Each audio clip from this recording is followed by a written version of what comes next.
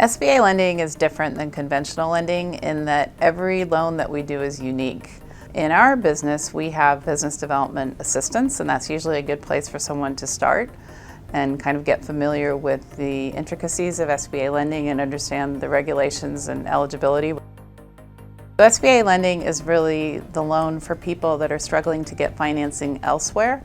So we're able to bring businesses to a community that might not otherwise have a source of financing. We're working with a really wide range of businesses. 95% of the businesses in the U.S. are eligible for SBA financing. I think it's a common misperception that there's a very tight box, but it's pretty wide. So we do some startups, we do expansions, we're doing really anything that will help a business grow and develop within their community.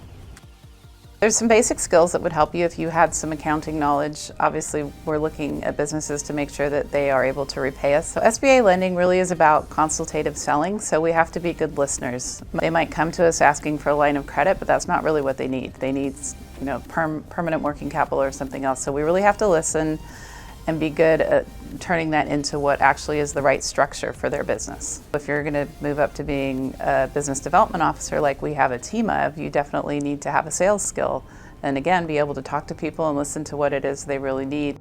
SBA lending gets a bad rap sometimes for being very heavy on red tape because it's a government program. I think it probably deters people. It's not to say that we don't do that, but in this day and age, we have softwares, we have tools, we have a lot of things that make that part a lot easier. And most people that get into it discover their passion for it and continue to do that. The fun part about being an SBA lender in your community is you get to drive down whatever the main street is in your city. I live in a smaller town, and I can drive along and point to things that I financed. Our legacy is there are businesses that exist because without the SBA, they wouldn't be there.